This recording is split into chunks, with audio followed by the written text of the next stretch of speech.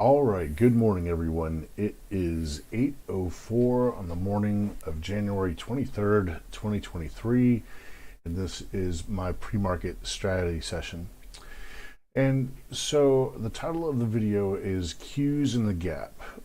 So just to kind of give you an idea of what I'm looking at here, let me get rid of this Fibonacci so the color isn't kind of getting in the way there. So back here on December the 14th to December the 15th, the market gapped down. So it closed up here at 286.51 on the 14th, and then opened up again down here at 282.33. Pretty small gap. I mean, not a huge gap or anything, but a gap nonetheless. And from the technical sense, the chart needs to come back and repair this gap. It has not been repaired yet. Back here on the 18th of January, the market opened inside of the gap. Here you can see this red candle right here. Opened up in the gap, tried to run up to the top of it to hit the, to close the gap, test the top of the gap, and couldn't quite make it there, and wound up with a fairly large red day down. Nothing historic or anything, but you can see it failed there. Normal, perfectly normal. It's the first time it came back. Well, actually, I should say it's the second time.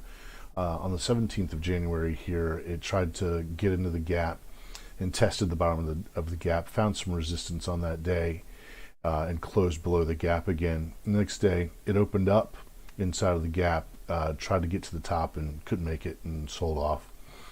And I was short that day anyway. I started being bearish back here on the 17th, but I was essentially short. I had a bearish bias starting on the 17th because of the run that was made in the previous, let's see, 1, 2, 3, 4, 5, 6, 7 days was an 8.65% run, to the upside.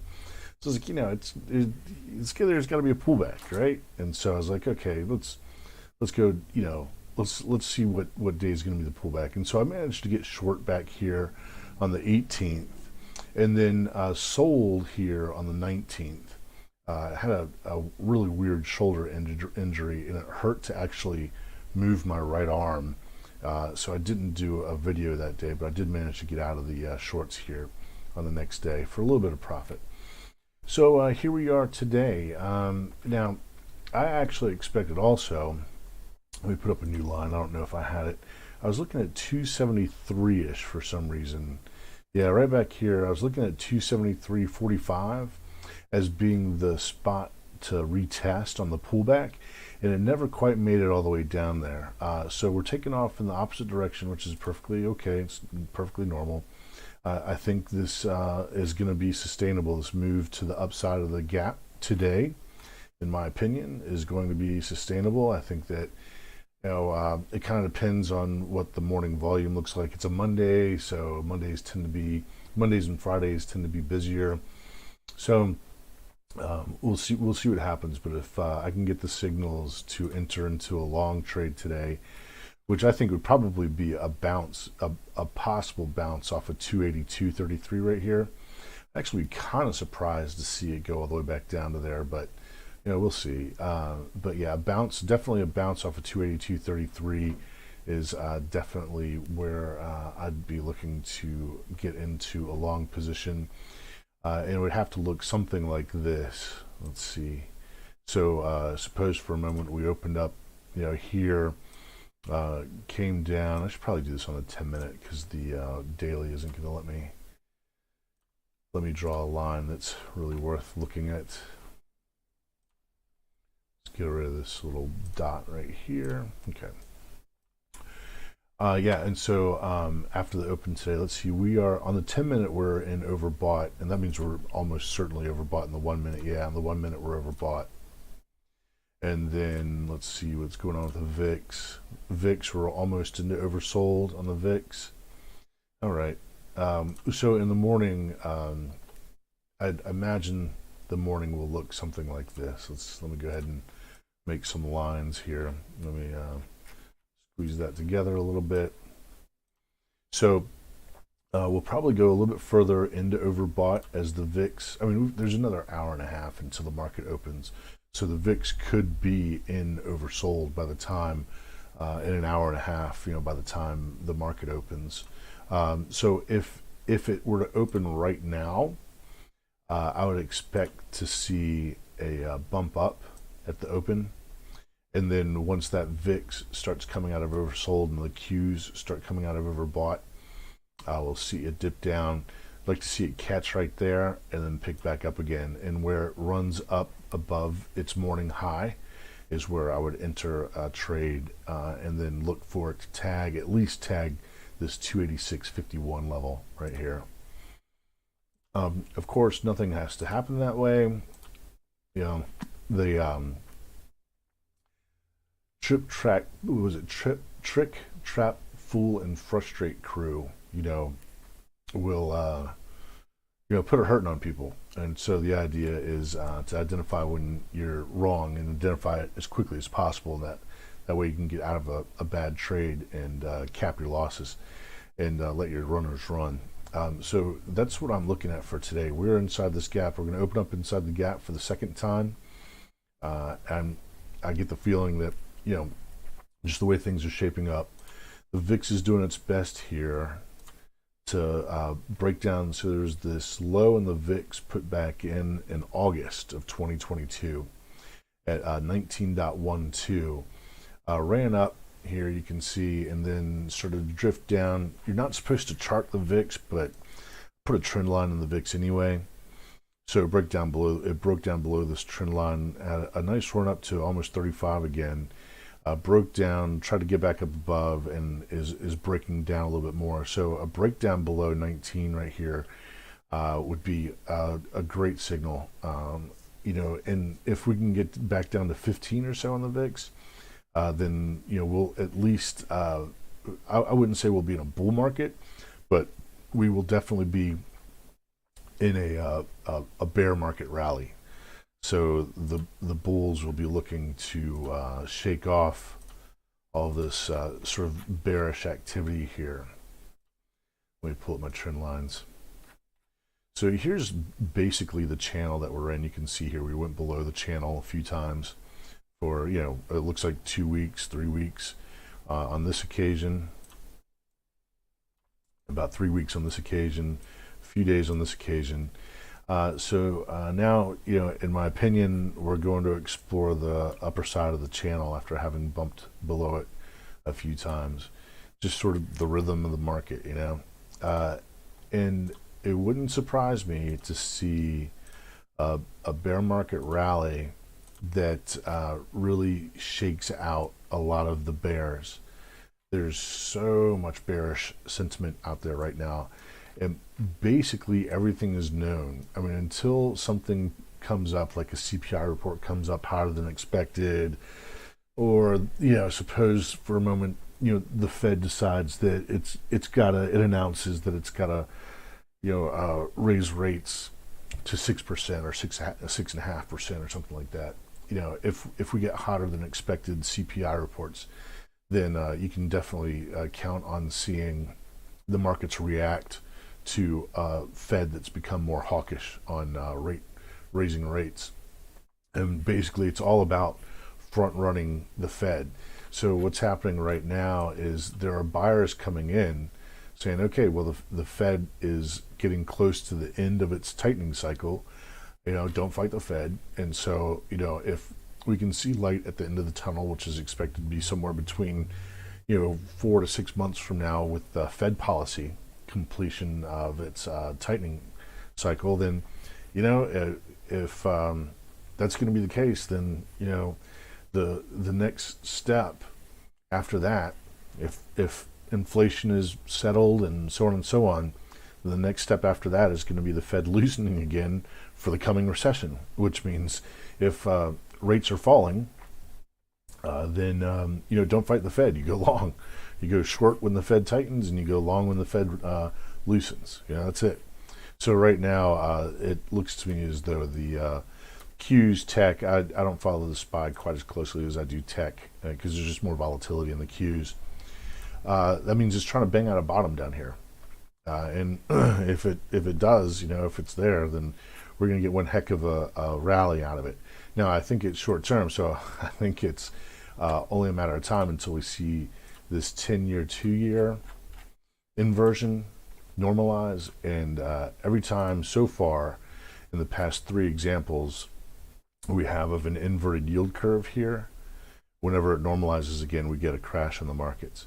So although I am bullish in the short term, there is going to come a point in time when we get I don't think I would call it a correction. There's going to be a significant downturn that will probably take us to new lows again after the 10-year, 2-year normalizes again.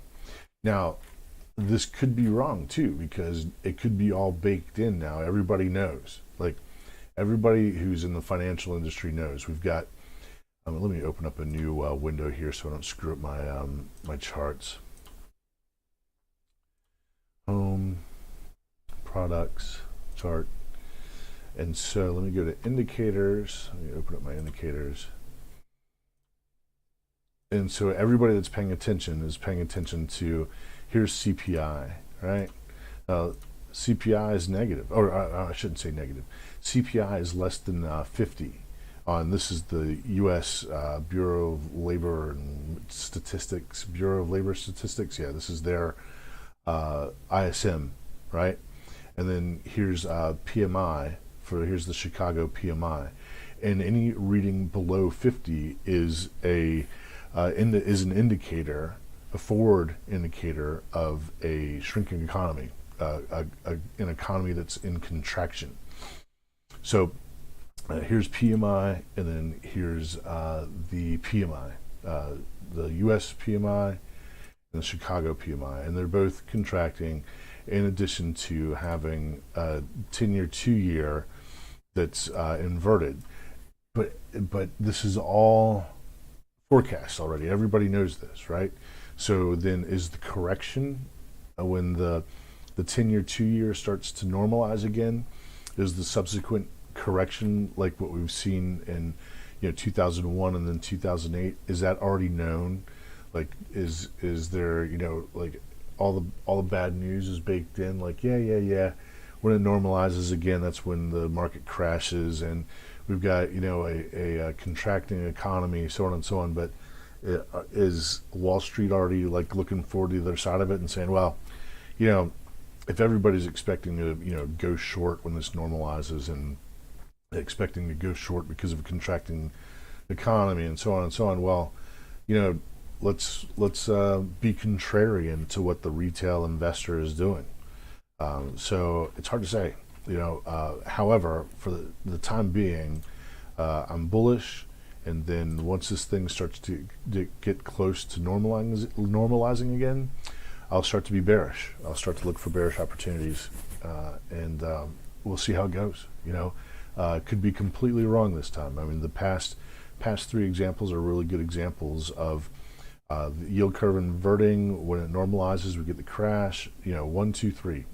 Over and over again. And now here we go one more time. We'll see what happens. Maybe this, every once in a while, all the best patterns eventually are wrong. In fact, actually, there is no pattern that's not really, the best patterns have about a 50% ratio of wrong and right. So it's really a matter of knowing when to cut your losses and let your gains run. So, and that's the name of the game. But knowing where the Fed is going is one of the sort of the leg up. That's the leg up that everybody gets. That's what the Fed is there for, really, is to give everybody a direction, and depending on the sector or industry, So, I'm bullish, and I will be looking for a bullish opportunity today. All right. So we have the dollar. The dollar's pulling back here. I had a pretty big run up happening right here. Let's go to the daily. And so, I mean, the dollar in the past, let's see, what is this? From the 4th of November to almost the end of January here, almost 2 months, there's been a 10% correction in the dollar. If we start to get a move back up on the dollar again right here, I wouldn't be surprised even if it's just short term, something like a little pop right here for the next leg down or something. I wouldn't be surprised. Remember, even though the Fed is tightening rates, and there are only two things that the Fed is supposed to be able to control, and that is the reserve rates and the reserve. And what I mean by reserve rates is there's a reserve requirement. Banks are required to hold a certain amount of cash in reserves as a percentage of its deposits.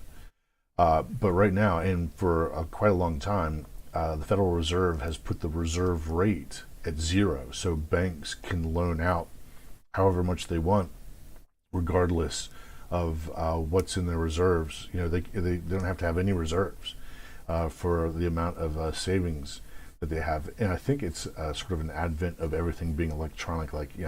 There's some cash that still changes hands from time to time here in the U.S., but the vast majority of cash whipping around the system is all done, electronically through credits and debits, on people's cards.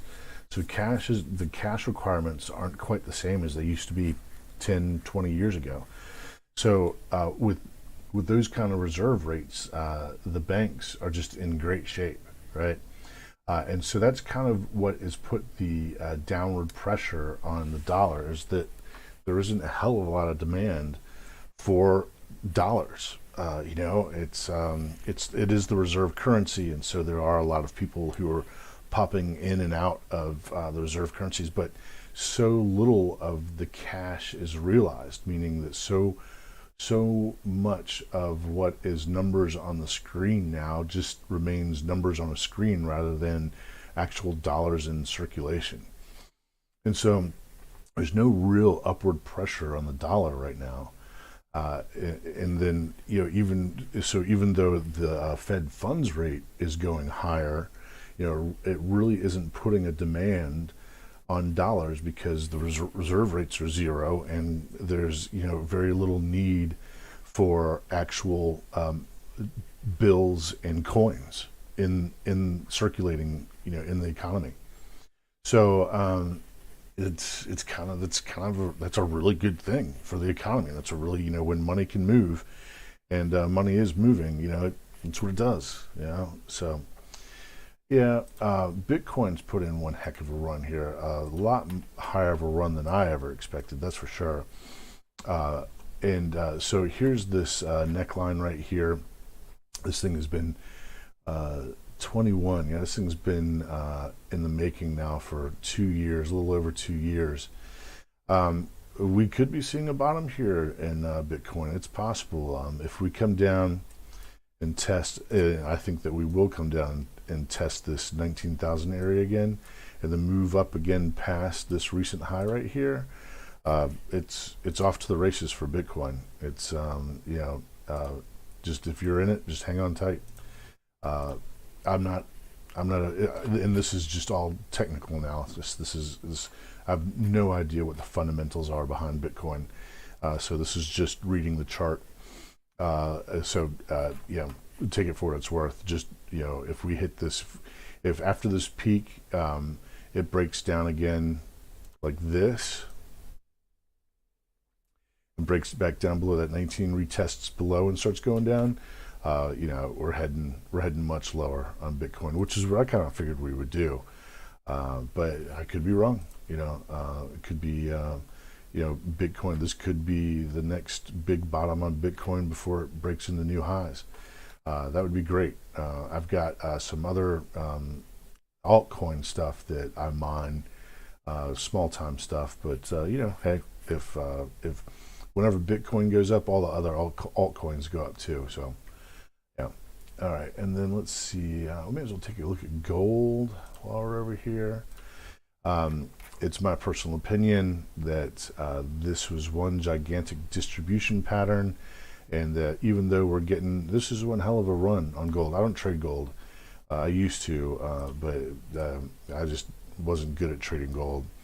My opinion is that this is a sucker's rally, and this is kind of what I expect the Qs to look like.